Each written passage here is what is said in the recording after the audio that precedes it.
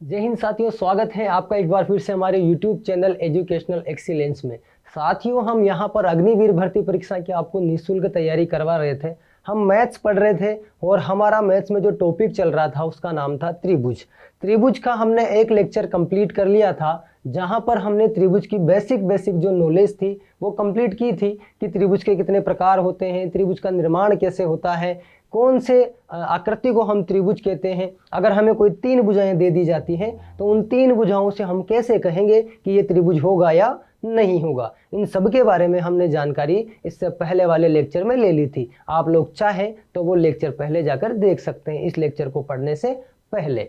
आज हम जो दूसरा लेक्चर स्टार्ट करने वाले हैं उस लेक्चर में उससे आगे की जानकारी हम त्रिभुज के बारे में लेने वाले हैं। ठीक है, आज का हमारा जो टॉपिक है वो त्रिभुज की पहचान, यानी कि हम त्रिभुज की पहचान कैसे करेंगे। जो हमने त्रिभुज के प्रकार पढ़े थे कि भुजाओं के आधार पर त्रिभुज कितने प्रकार के होते हैं, तो भुजाओं के आधार पर त्रिभुज तीन प्रकार के थे: समबाहु त्रिभुज, विषमबाहु त्रिभुज और समद्विबाहु त्रिभुज। मैंने आपसे कहा था कि इनके नाम राक्षसों के जैसे हैं, लेकिन इनकी प्रवृत्ति राक्षसों की तरह बिल्कुल भी नहीं है। बड़े ही आसान है, बड़े ही सीधे साधे हैं। जैसा इनका नाम है वैसा इनका काम है। ठीक है, तो समबाहु त्रिभुज क्या है, विषमबाहु त्रिभुज क्या है, समद्विबाहु त्रिभुज क्या है, ये मैं आप लोगों को इससे पहले वाले लेक्चर में बता चुका था।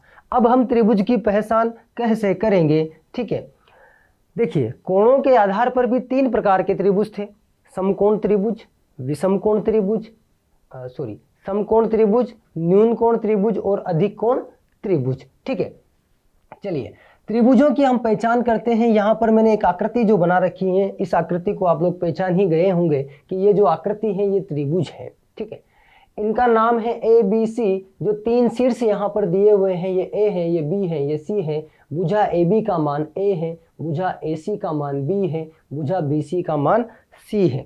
ठीक है, अब देखो, यदि सी सबसे बड़ी भुजा हो, हमने मान लिया कि ये जो सी है ये इस त्रिभुज की सबसे बड़ी भुजा है। अब इस भुजा को देखते हुए हम ये बताएंगे इनके मान को रखकर कि ये जो त्रिभुज है इस त्रिभुज का प्रकार कौन सा है, यानी कि ये न्यून कोण त्रिभुज होगा, समकोण त्रिभुज होगा या अधिक कोण त्रिभुज होगा।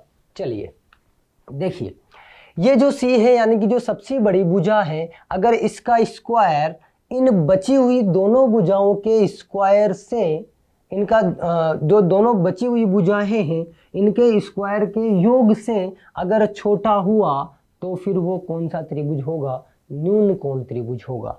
अगर ये जो बड़ी वाली भुजा है इसका स्क्वायर बची हुई दोनों भुजाओं के स्क्वायर के योग के बराबर हो गया तो हम उसको क्या कह देंगे, समकोण त्रिभुज कह देंगे। और अगर ये जो सबसे बड़ी भुजा सी है इसका स्क्वायर ज़्यादा हो गया किनसे, बची हुई दोनों भुजाओं के वर्गों के योग से, तो फिर उसको हम क्या कहेंगे, अधिक कोण त्रिभुज कहेंगे। अब देखिए कैसे याद रखोगे आप लोग इसे।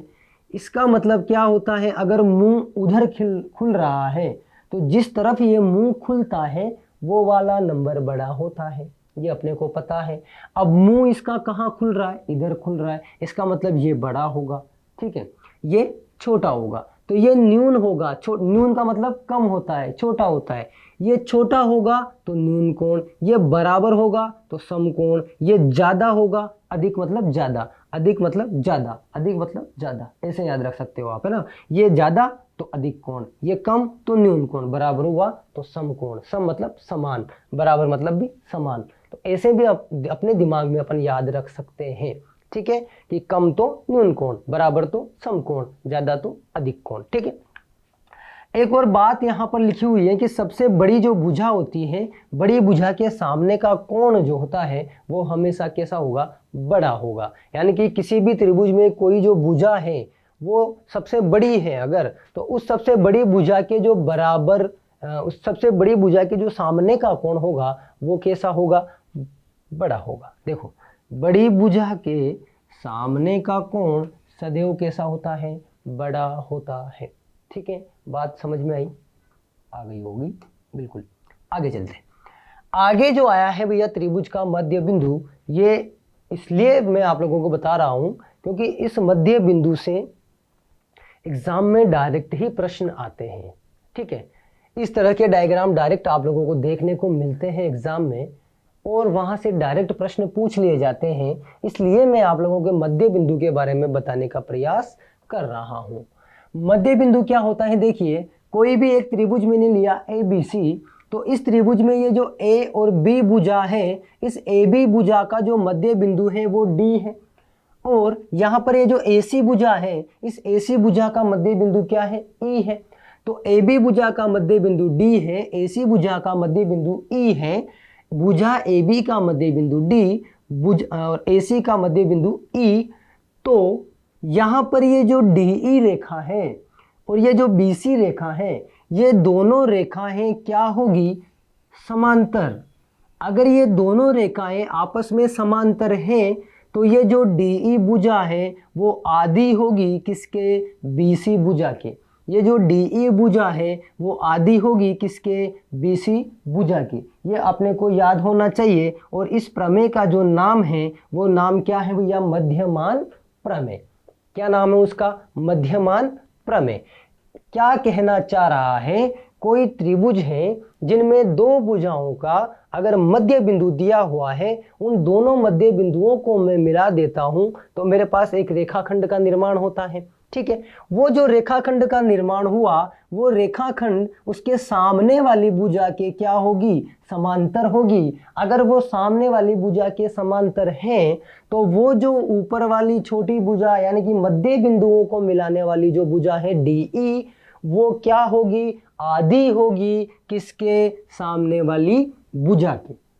यानी कि DE क्या होगा, 1/2 BC। इस प्रमेय का क्या नाम है, इस प्रमेय का नाम है मध्यमान प्रमेय। क्या नाम है भैया, मध्यमान प्रमेय। चलिए एक और डायग्राम मैंने आप लोगों के सामने बनाया हुआ है।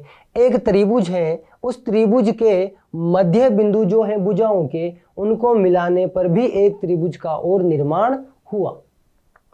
तो अगर मैं त्रिभुज ABC के मध्य बिंदु, AB का मध्य बिंदु है D, BC का मध्य बिंदु है F और AC का मध्य बिंदु है E, अगर इन मध्य बिंदुओं को आपस में मिला देता हूं तो मेरे पास एक और त्रिभुज का निर्माण हुआ। उस त्रिभुज का क्या नाम है, DEF। DEF। तो उस त्रिभुज का जो क्षेत्रफल होगा, यानी कि छोटे वाले त्रिभुज का जो क्षेत्रफल होगा वो उस बड़े वाले त्रिभुज के क्षेत्रफल का 1/4 होगा। बड़े वाले त्रिभुज के क्षेत्रफल का क्या होगा, वो 1/4। और ये जो DEF का परिमाप है, ये परिमाप होगा उसका बड़े वाले का 1/2। यानी कि कहने का मतलब ये है कि जो मध्य बिंदुओं को मिलाने पर जिस त्रिभुज का निर्माण होता है, उस त्रिभुज का जो क्षेत्रफल होता है वो बड़े वाले त्रिभुज के क्षेत्रफल का 1/4 होता है, और उसका जो परिमाप होता है वो बड़े वाले त्रिभुज के परिमाप का 1/2 होता है। ठीक है, बात समझ में आई। दोनों चीजें आप लोगों को क्लियर होनी चाहिए क्योंकि दोनों ही चीजें बहुत इंपॉर्टेंट हैं। डायरेक्ट एग्जाम में प्रश्न आ जाता है ऐसे डायग्राम बनकर। तो अपने को ये दिमाग में आइडिया होना चाहिए कि अगर कहीं पर आपको ऐसी चीजें देखने को मिल रही है तो हमें ये दोनों फॉर्मूले याद होने चाहिए। आगे बढ़े, चलिए अब आगे हमारे पास जो आया वो आया समकोण त्रिभुज। क्या आया भैया, समकोण त्रिभुज। चलिए हमने जब कोणों के आधार पर त्रिभुज पढ़े थे तो वहां पर पहला जो हमारा त्रिभुज था वो था समकोण त्रिभुज। अब देखिए समकोण त्रिभुज क्या होता है, हम उसके बारे में अगर जानकारी लें तो समकोण त्रिभुज में मैंने आपसे कहा था कि समकोण त्रिभुज में एक कोण जो होता है वो 90 डिग्री का होता है। यानी कि एक कोण कितने डिग्री का होगा, 90 डिग्री का। तो ये जो त्रिभुज है, मान लीजिए मैं इसको नाम दे दूं ABC, तो ये जो B है, बिंदु B है, यहाँ पर जो कोण का निर्माण हो रहा है ये कोण कितने डिग्री का है, 90 डिग्री का। इस 90 डिग्री के कोण पर ये जो 90 डिग्री का कोण बन रहा है ये किस पर बन रहा है, लंब और आधार पर। किस पर बन रहा है, लंब और आधार पर। यानी कि 90 डिग्री का कोण जहां पर बन रहा है वो एक तो आधार होगा और एक उसका लंब होगा। और 90 डिग्री के सामने वाली भुजा हमेशा क्या होती है, कर्ण होती है। 90 डिग्री के सामने वाली भुजा हमेशा क्या होगी, कर्ण होगी। 90 डिग्री के सामने वाली भुजा सामने वाली भुजा हमेशा क्या होगी, कर्ण होगी। यानी कि 90 डिग्री के सामने वाली जो भुजा होगी हमेशा क्या होगी, कर्ण होगी। यहाँ पर ये 90 डिग्री इसके जस्ट सामने क्या है, AC, तो AC अपना क्या हो जाएगा, कर्ण हो जाएगा। ठीक है, ये बात आपको याद रखनी है। त्रिभुज कैसे भी हो सकता है, उल्टा पुल्टा कैसे भी आ सकता है, लेकिन अपने को दिमाग में ये चीज क्लियर होनी चाहिए कि कर्ण कौन सा होगा, तो कर्ण हमेशा 90 डिग्री के सामने वाला ही होगा। ये बात जो है अपने दिमाग में क्लियर हो जानी चाहिए। ठीक है, ये आ गई भैया पाइथागोरस प्रमेय। ये प्रमेय मैं आपको इससे पहले भी कई बार बता चुका हूं, एक बार फिर देख लीजिए। पाइथागोरस प्रमेय हमेशा समकोण त्रिभुज पर ही लागू होगी, ये बात आपको याद रखनी चाहिए। पाइथागोरस नाम का जो गणितज्ञ था, उन्होंने कहा था कि कर्ण का जो स्क्वायर होता है समकोण त्रिभुज में, वो कर्ण का स्क्वायर लंब के स्क्वायर और आधार के स्क्वायर के योग के बराबर होता है। पाइथागोरस प्रमेय क्या कहती है कि जो कर्ण का स्क्वायर होता है वो लंब का स्क्वायर प्लस आधार के स्क्वायर के योग के बराबर होता है।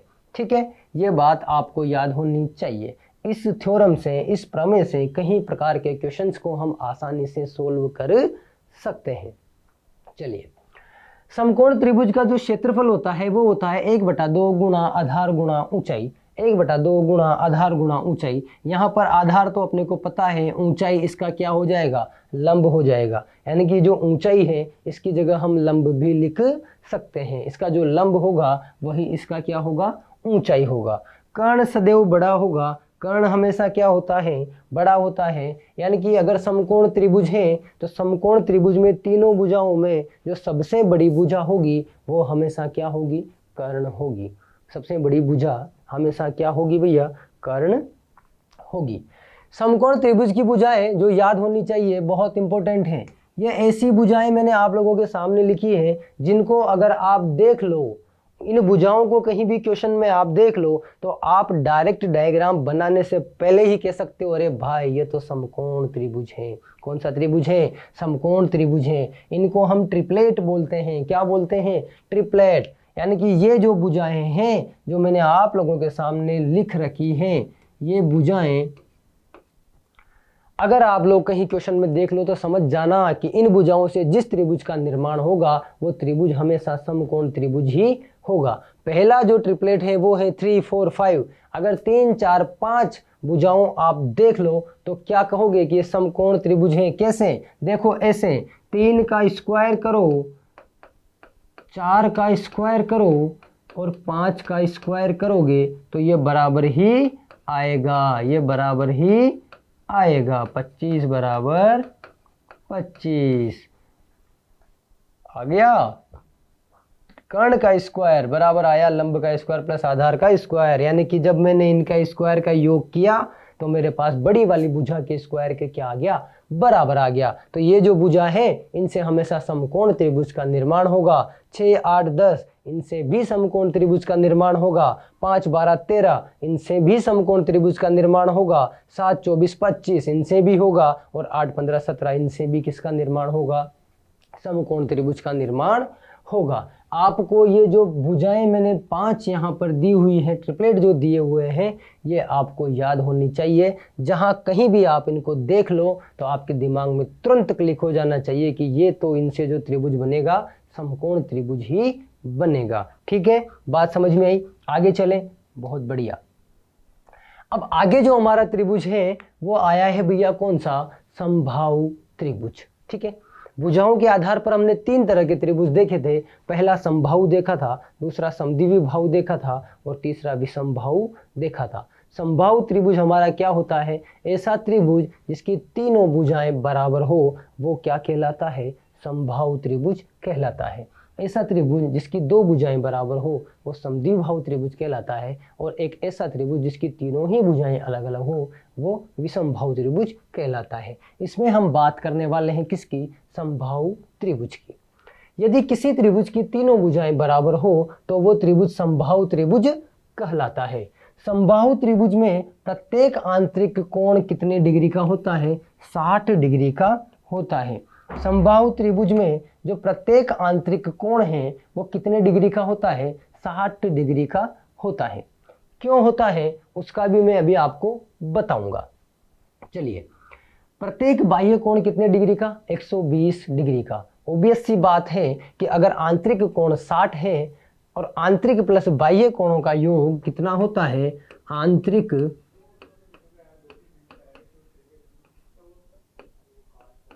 प्लस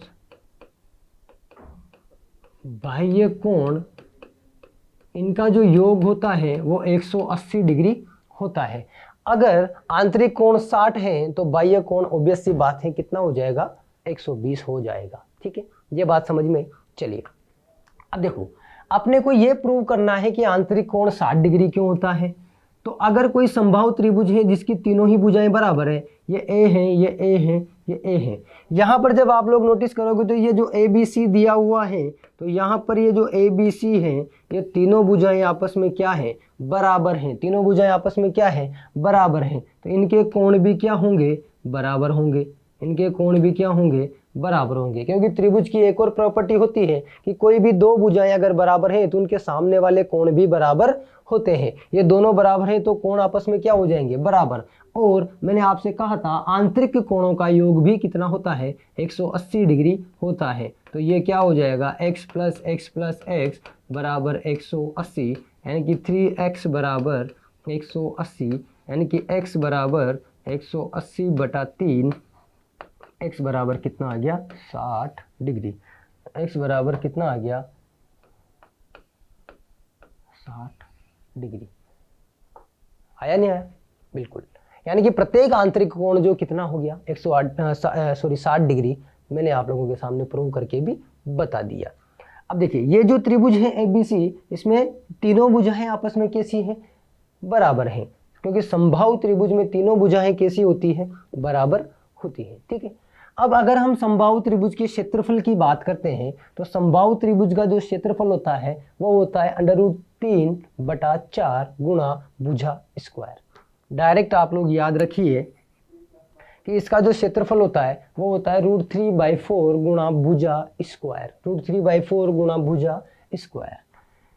समबाहु त्रिभुज का जो परिमाप होता है वो होता है 3 गुणा भुजा। मैंने 3 गुणा भुजा क्यों लिखा? क्योंकि परिमाप मैंने आपको बताया था कि जो बाहरी आवरण होता है, बाहरी आवरण का योग उसका परिमाप होता है, और इसका जो बाहरी आवरण होगा वो तीनों भुजाओं का योग होगा, और तीनों ही भुजाएं समबाहु त्रिभुज में बराबर होती हैं। तीनों ही भुजाएं समबाहु त्रिभुज में क्या होती है? बराबर होती हैं। इसलिए परिमाप क्या हो जाएगा? 3 गुणा भुजा। ऊंचाई अगर हम इसकी बात करते हैं तो ऊंचाई कैसे निकालते हैं? √3/2 गुणा भुजा। √3/2 गुणा भुजा, ये इसकी ऊंचाई का फॉर्मूला है। अगर हमें समबाहु त्रिभुज की ऊंचाई निकालनी है तो डायरेक्ट हम फॉर्मूला अप्लाई करके उसका आंसर निकाल सकते हैं। ठीक है, बात समझ में? ये थे हमारे समकोण त्रिभुज और समबाहु त्रिभुज के कुछ नियम। ठीक है, इसके अलावा भी हमारे पास त्रिभुज में और भी कई सारी चीज़ें हैं जो हमको अभी पढ़नी है। त्रिभुज में उसके केंद्र क्या है, उसके बिंदु के कौन कौन से होते हैं, परिकेंद्र क्या है, अंत केंद्र क्या है, ठीक है, इसकी परित्रिज्या क्या होती है, अंत त्रिज्या क्या होती है, इनके अनुपात क्या होते हैं, और भी कई सारे प्रकार के टॉपिक हैं। लेकिन हमारे जीडी में इतना डीपली नहीं पूछा जाता, लेकिन हमारा जो क्लर्क और टेक्निकल के एग्जाम्स होते हैं उनमें वाकई में हमारा जो त्रिभुज है काफ़ी डीपली आता है। तो हम इसके बारे में भी डिस्कस करेंगे हमारे अगले लेक्चर में। लेकिन अगर जीडी में आप लोग यहाँ तक भी पढ़ते हैं तो मुझे लगता है कि आप लोग कई सारे क्वेश्चन अटेम्प्ट कर पाएंगे। ठीक है, तो मिलते हैं हम अगले लेक्चर में। तब तक के लिए आप लोग ऐसे ही अपनी तैयारी जारी रखिए। हम और भी इसके जो जितने भी क्वेश्चंस होते हैं उनके बारे में भी हम अगले लेक्चर में डिस्कस करेंगे। लेकिन तब तक आप लोग जो जितनी भी थ्योरी मैंने आप लोगों को लिखवाई है, जितनी भी थ्योरी मैंने यहाँ पर आप लोगों को बोर्ड में करवाई है, वो सारी थ्योरी आपको याद होनी चाहिए, क्योंकि उस थ्योरी के बिना हम क्वेश्चन अटेम्प्ट नहीं कर सकते। जैसे ही हम क्वेश्चंस की श्रृंखला आप लोगों के सामने लेकर आएंगे तो ये थ्योरी मैं बार बार आपको रिकॉल करवाऊंगा कि मैंने ये आपको पढ़ाया था, मैंने ये आपको लिखाया था। तब आप लोगों को इस चीज़ का एहसास होगा कि नहीं, जो हमने थ्योरी पढ़ी है कि वाकई में क्वेश्चंस वहाँ से ही पुट हो रहे हैं। ठीक है, तो आप लोगों की ये जो थ्योरी है कंप्लीट करनी है अच्छे से। और थ्योरी के बाद हम जल्द ही जो क्वेश्चंस की हमारी श्रृंखला है, पूरे जितने भी आपके अब तक जीडी में जितने भी क्वेश्चंस आए हैं और भी जो एग्ज़ाम्स में क्वेश्चंस पूछे गए हैं, उन सब के बारे में चर्चा करेंगे। आगे जो हमारे और भी वीडियो लेक्चर आने वाले हैं, उनमें बिल्कुल हम नए नए टॉपिक के बारे में डिस्कस करने वाले हैं। ठीक है, जितने भी हमारे शेष बचे हुए टॉपिक है उनके बारे में भी हम जानकारी लेंगे। तब तक जो थ्योरेटिकल पार्ट में आप लोगों को करवा रहा हूँ, मेरी बस आपसे यही दरख्वास्त है कि आप लोग इसको कंप्लीट करते रहिए। ठीक है, बहुत जल्द मैं आप लोगों के सामने क्वेश्चंस की श्रृंखला लेकर आऊँगा, जहाँ पर जितने भी क्वेश्चन है सब कुछ कंप्लीट आप लोगों को यहाँ पर करवाए जाएंगे। ठीक है, मिलते हैं फिर हम अगले लेक्चर में। तब तक के लिए आप लोग ऐसे ही स्वस्थ रहिए, मस्त रहिए, व्यस्त रहिए और अपनी तैयारी बिल्कुल निडर होकर, बेखौफ होकर तैयारी करते रहिए। मिलते हैं अगले लेक्चर में एक नए टॉपिक के साथ, नई ऊर्जा के साथ। जय हिंद, जय भारत।